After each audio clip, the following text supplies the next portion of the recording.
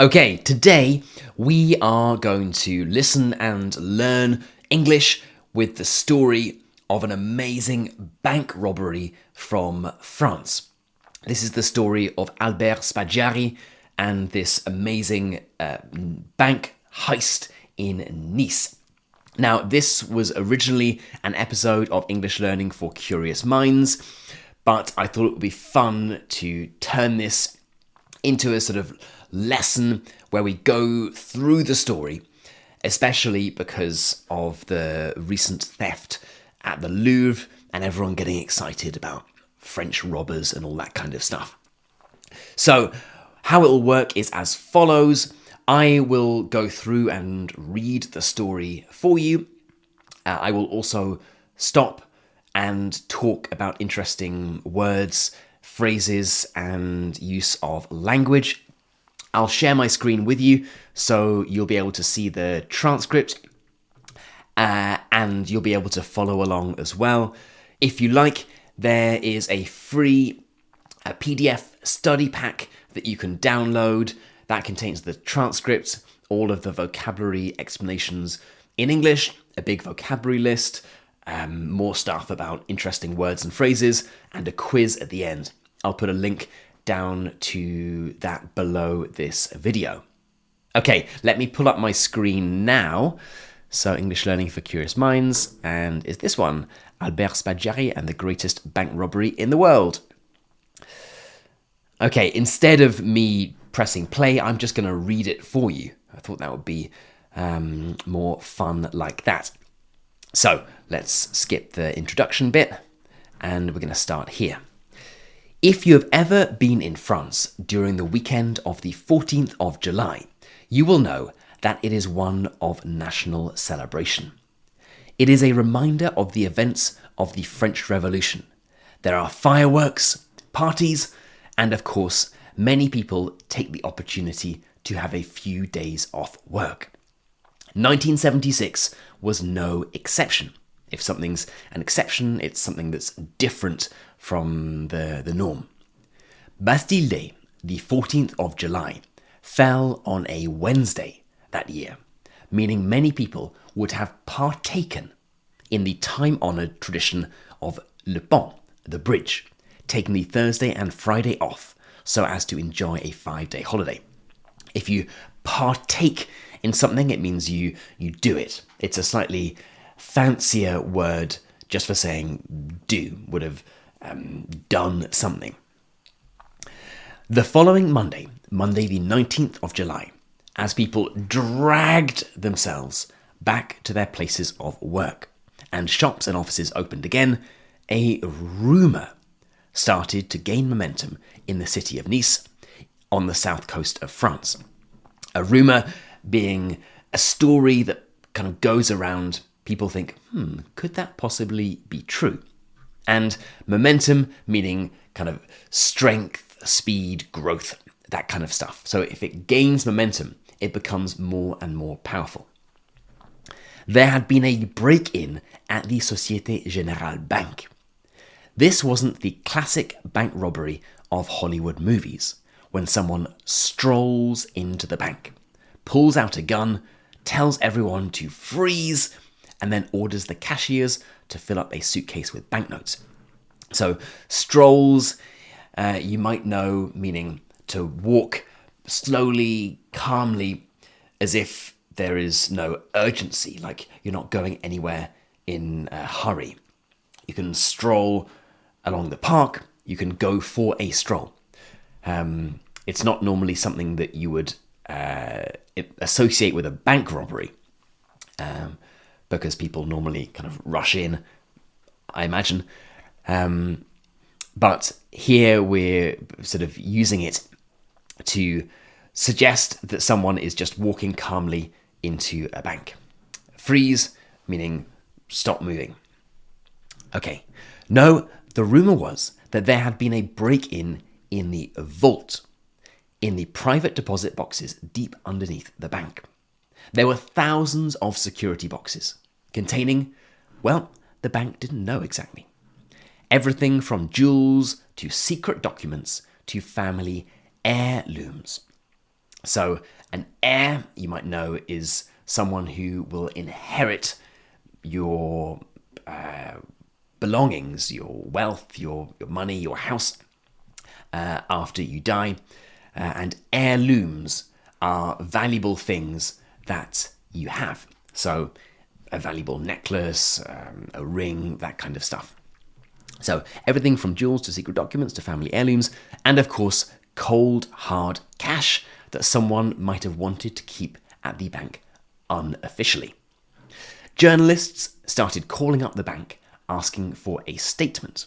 Customers started queuing up outside, demanding access to their security box, demanding to speak with the manager. The thing was, the bank employees couldn't get into the vault containing the security boxes. The 20-ton door seemed jammed shut.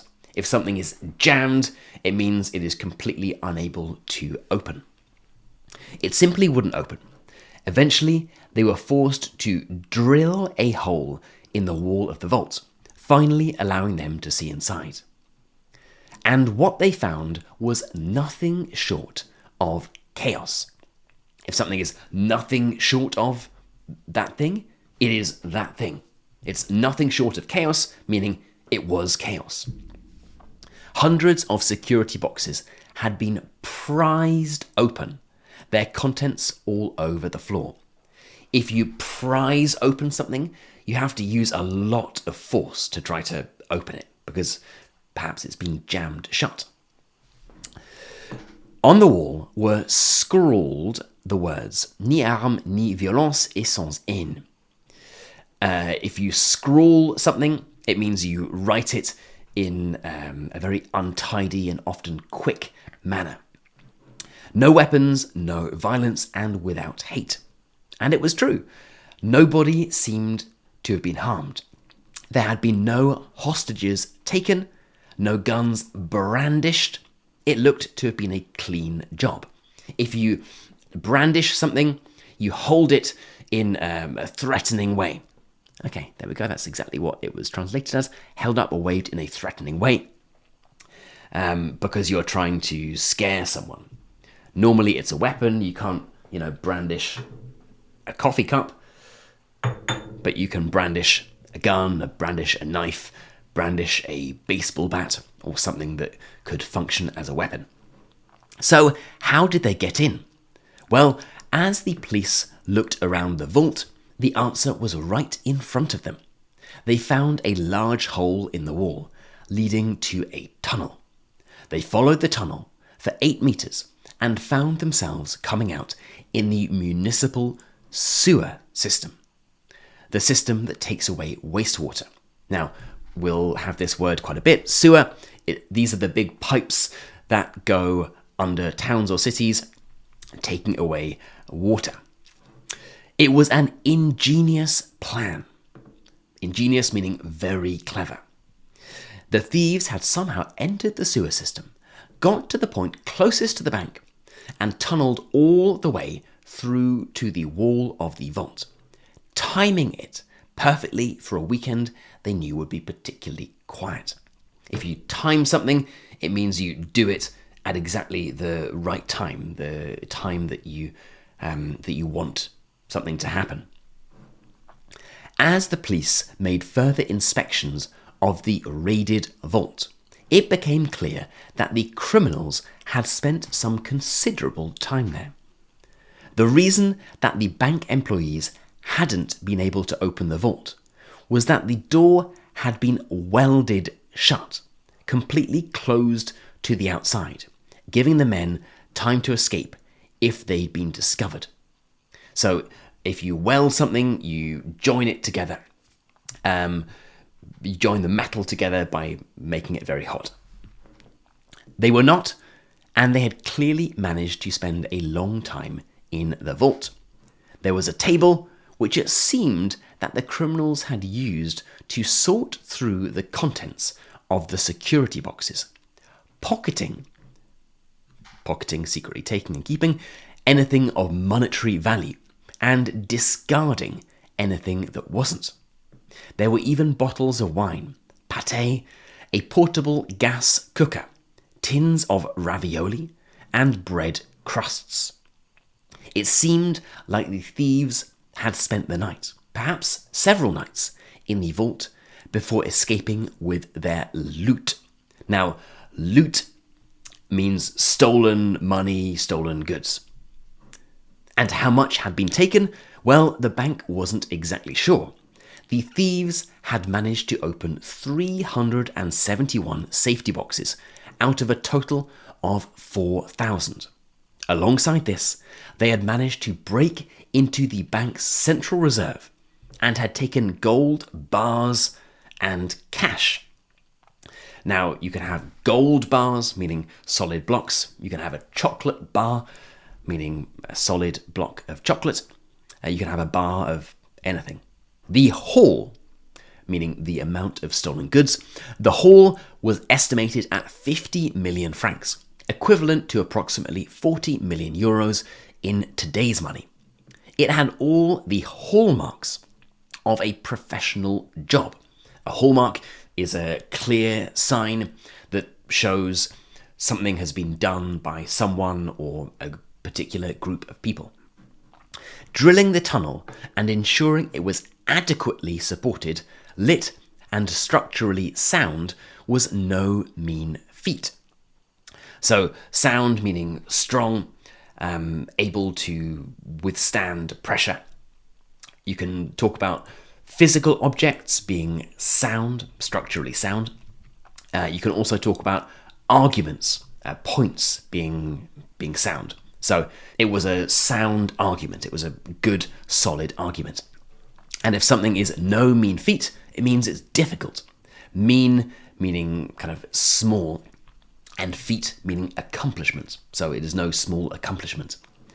And as for breaking into the security boxes, sure, the thieves hadn't managed all 4,000 of them, but still, it was the work of people who knew what they were doing. What's more, they hadn't left fingerprints or clues. As you can imagine, the newspapers went crazy, giving the criminals a name: Le Gang des Égoutiers, or the Sewer Gang. But as for the identity of the perpetrators, the police were still at something of a loss. So a perpetrator is someone who has committed a crime, and if you are at a loss or at something of a loss, it means you don't know the answer. All eyes first turned to a local organised crime boss called Gaetano Zampa, but he had a watertight alibi. It wasn't him. If something is watertight, it means that it can hold water, right? If you imagine a cup or something that can hold lots of water, it means there's no holes in it. And an alibi is proof that you are doing something else, that you are not guilty of a crime. So if you have a watertight alibi, it means you have an alibi that is undeniable. It wasn't him. What's more, the message on the wall: no weapons, no violence, and without hate. This didn't sound like Zampa. He was all about weapons and violence. It wasn't until several weeks later that the Nice police got their first clue.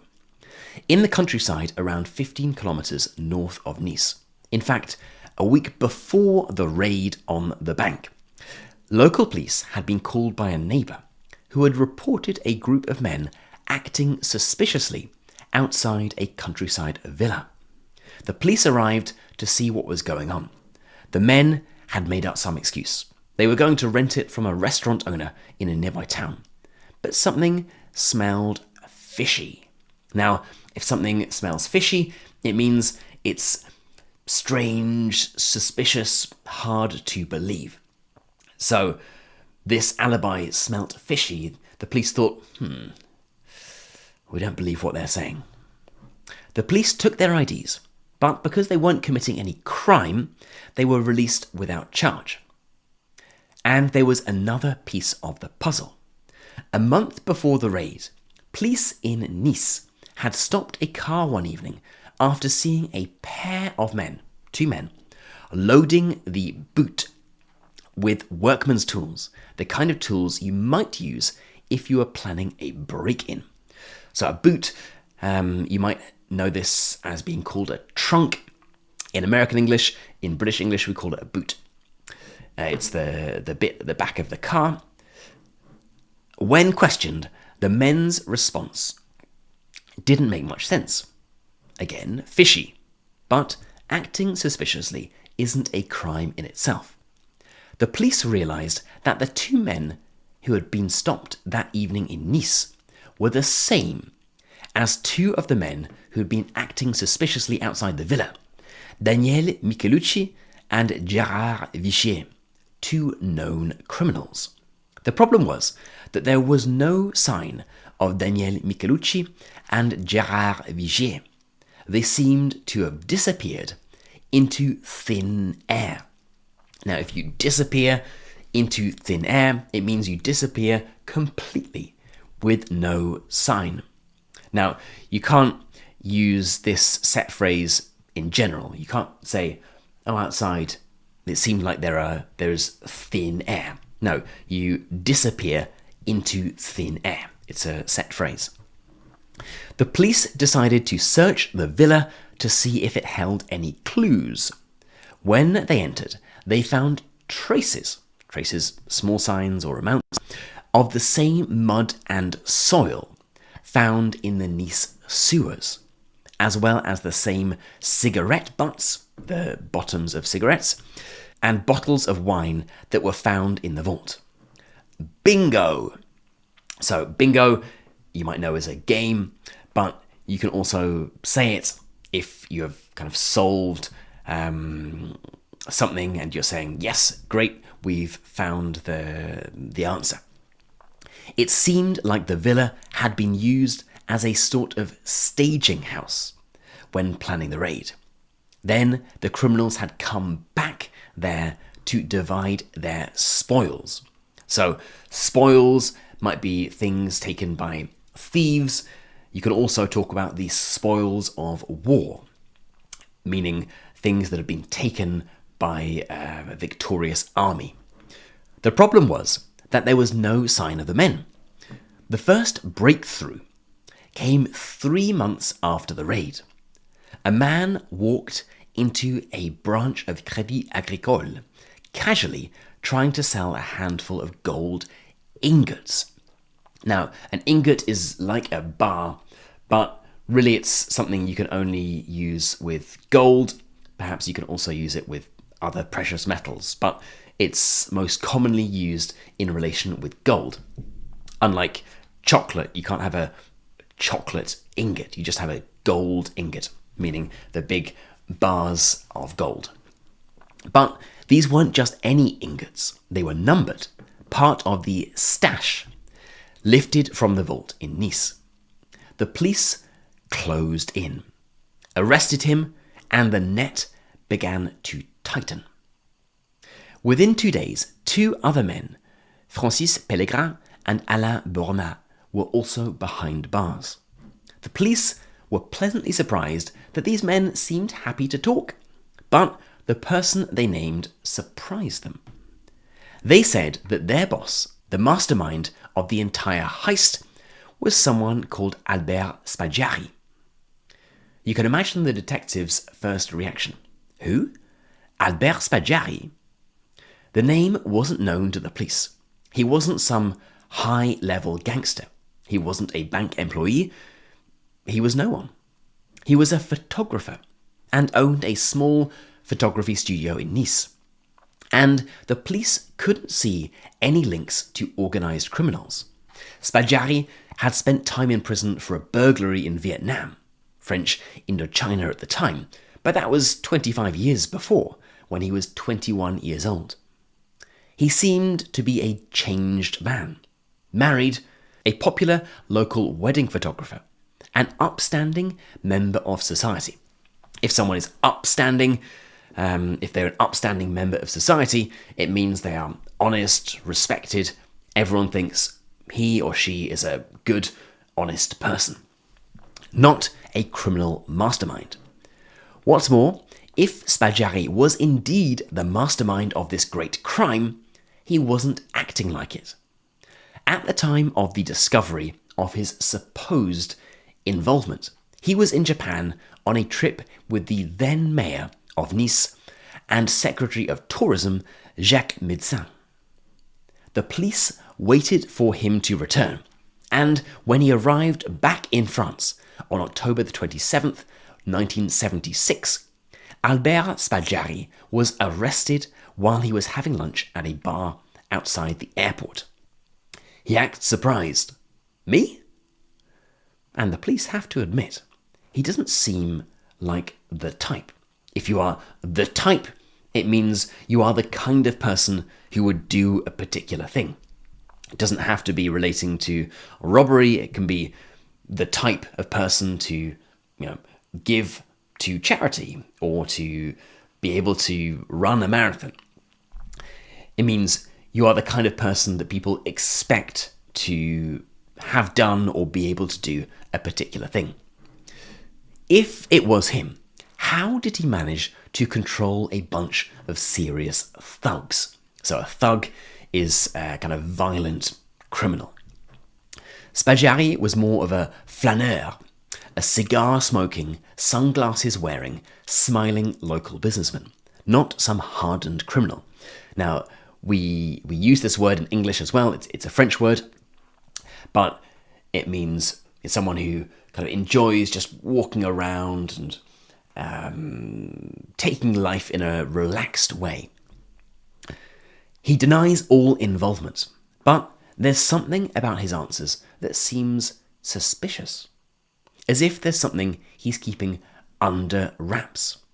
So if you keep something under wraps, the idea is that it's secret. You're not revealing it to anyone who's asking.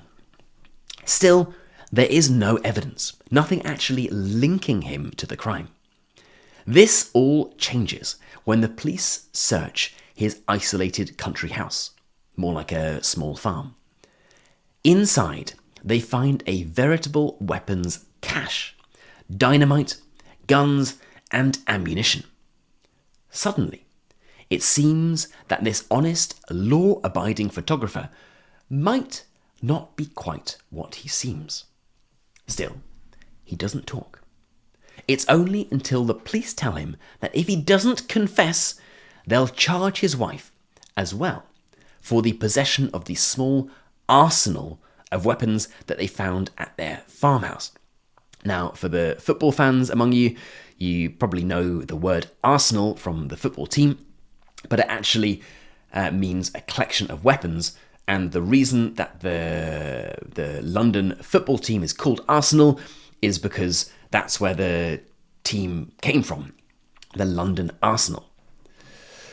For Spaggiari, this is too much. He says, "Okay, you've got me," and agrees to collaborate with the police, to work together with the police, to tell the police what he knows. He was charged and thrown into jail, awaiting trial. And he starts talking. He reveals that he got the idea for the crime a couple of years beforehand, after he had heard from a neighbour who worked at the bank that the vault didn't have an alarm or motion detection system. It was deep underground, its walls almost 2 meters thick. The bank simply didn't think it was necessary, the neighbour said. Spaggiari wanted to test whether this was true, so he rented a deposit box at the bank. As a genuine paying customer, he was allowed into the vault, where he secretly took pictures and made detailed notes and drawings of the interior of the vault, the inside of the vault. He also used his lockbox, but not for cash or jewels. Instead, he placed an alarm clock, setting it to go off in the middle of the night. This would allow him to verify the neighbour's claim, to check it was true. He also revealed that the reason for the heist was more than personal enrichment. To enrich yourself means to make yourself rich. He said that he wanted to raise money for a relatively unknown far-right organisation called La Catena. So the crime took on this political angle too. Now, Whether he was simply inventing that to add to the legend and make himself sound less like a simple thief, I'll let you be the judge. The one thing he never does is reveal the names of his accomplices, the other members of the crew. In March the following year, after 4 months behind bars, Spaggiari is at the courthouse in Nice, in the prosecuting judge's office. He has a police escort, of course, but when he tells the judge that he has important information regarding the involvement of local politicians, the judge asks the police officers to leave. He knows that policemen talk, and if he wants to have a confidential conversation with Spaggiari, he needs to have it alone. Now, talk here, obviously, you know what to talk means, but the implication of saying he knows that policemen talk means he knows that the policeman will not keep whatever is said in that office secret. They will tell other people, and Spaggiari's secret will get out. Spaggiari brings out a few sheets of paper with sketches of a map of the bank area, names and arrows. The judge can't quite understand what is written there, and he takes a closer look. But it is all a ruse. Now, a ruse is a clever trick that is intended to kind of fool someone to get them to do something that will allow you to do something else.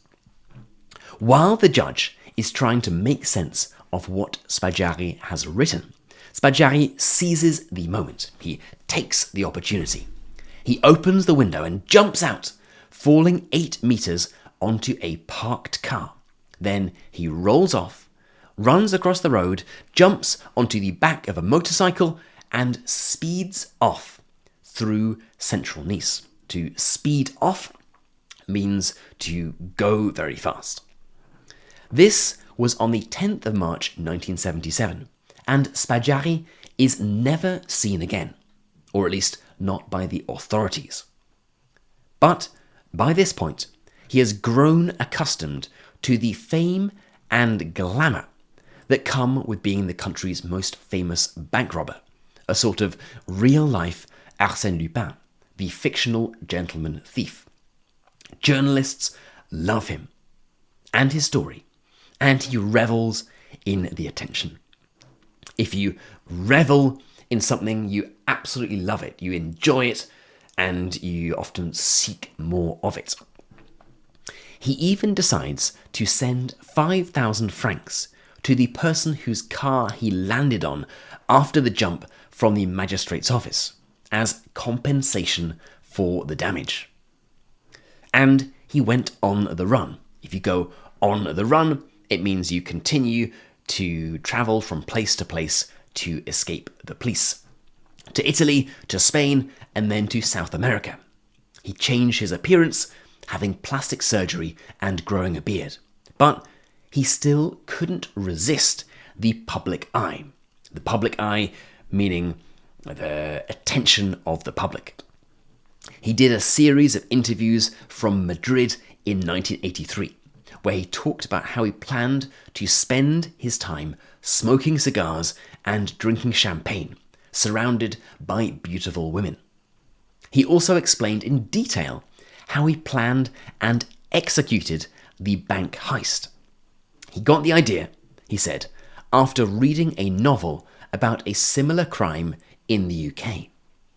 He had the idea, scouted out. If you scout out something, you look carefully to check that something will work for whatever your intended purpose is. So scouted out the sewage works, and when he realized he would need a team to get the job done, he connected with a local organized crime gang and offered them half the spoils. Now, we had this a bit before, spoils meaning the things taken by thieves or in war. And it was a huge job. The men worked every night for 3 months, taking the equipment for several kilometers through the sewer system, wading through human excrement, wastewater and rats, before starting the back-breaking work of digging the tunnel itself. Now, if something is back-breaking, if a job is back-breaking, it doesn't literally mean that people break their back. It just means physically it is very hard. And the plot, he revealed, was almost uncovered at the last moment. Just before the heist was scheduled to take place, the then President of France, Giscard d'Estaing, came to Nice. Spaggiari feared that the police would do a sweep of the sewers along the president's route and discover the tunnel, but they didn't. Now, you might notice sweep is something that you might do to your house if it's dusty, or at least you should do to your house. But if police or the authorities do a sweep, the idea is that they look through an area very carefully to check that there are no bombs or things that could get in the way of a particular event. He also revealed how the criminals almost never got out of the tunnel. It had rained very heavily that weekend, and the sewers were very full, practically overflowing. The men had to make several trips back and forth, from the vault to carry off all their ill-gotten gains.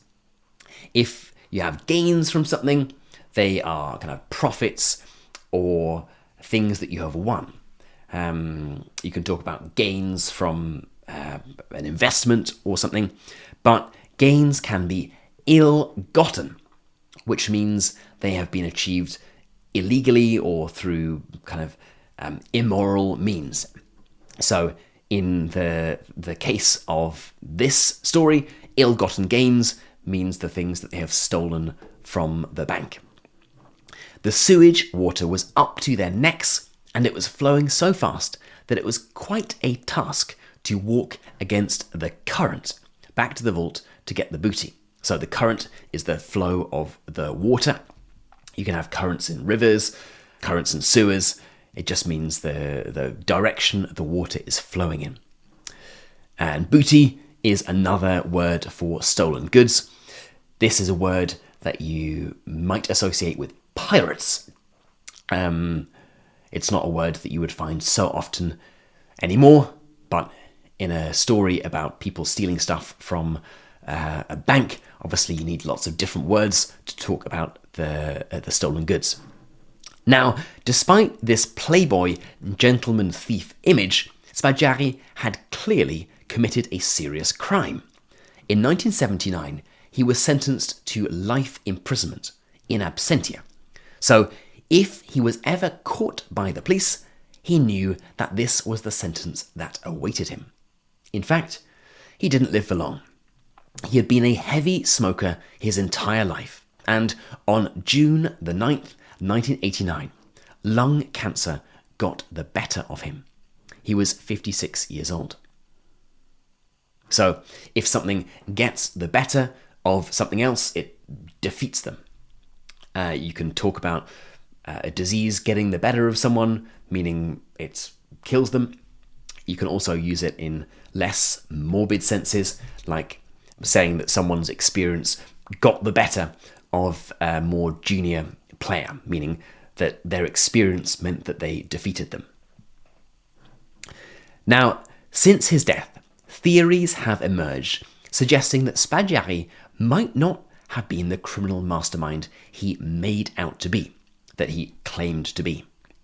In 2010, a well-known Marseille gangster called Jacques Cassardi published a book claiming that he was the mastermind behind the heist, and that he made the equivalent of 2 million euros from the raid, which he quickly spent. But as the statute of limitations had passed, he could no longer be charged with the crime. Instead, he got 30 months behind bars for a different crime, money laundering. As for Spaggiari, he is remembered in popular culture, both as this successful robber, but also as something of a Narcissus, a vain man who craved attention and fame more than anything else. Now, if you are vain, it means that you think that you are wonderful, important, handsome, clever, all that kind of stuff. And if you crave something, you really, really want it. And the irony of it all was that after becoming something of a celebrity and getting addicted to it, he had to stay out of the limelight to survive. If you are in the limelight, it means you are in the public eye. There are always cameras on you. People want to know about what you're doing. And if you are out of the limelight, it means the opposite. It means that you are not in the public eye. According to one of his former friends, and one of the men who helped him escape on the motorcycle, he was actually quite lonely and bored. Behind the headlines, the glamour, and the mystery, what remained was rather a sad figure. A man who pulled off one of the most audacious bank robberies of the 20th century, but who spent his final years hiding, sick, and alone. If you pull off something, you succeed in doing something, often something that is difficult or that people don't think you can do. It doesn't have to be a bank robbery. You can talk about it in professional scenarios, saying, he managed to pull off that deal, or she managed to pull it off without any problems. And audacious, meaning brave, bold, and often risky. It is perhaps not such a glamorous ending after all. Okay, so there we go. That is the story of Albert Spaggiari. I hope you enjoyed that and you learnt a little bit of English along the way too. If you like those kinds of stories, this is just one of almost 600 episodes that we have of English Learning for Curious Minds. How many now? 576. And we've got loads about true crime. I just looked here, all these different ones about true crime. There's another one about another French art thief, and episodes about almost anything you can think of. I'll put a link down below if you want to listen to the podcast. And remember, there is a free PDF study pack that you can download with all of the vocabulary that I talked about, as well as a quiz relating to that episode. Okay, let me know in the comments if you've got any questions about any of the things I talked about, and I'll catch you in the next video.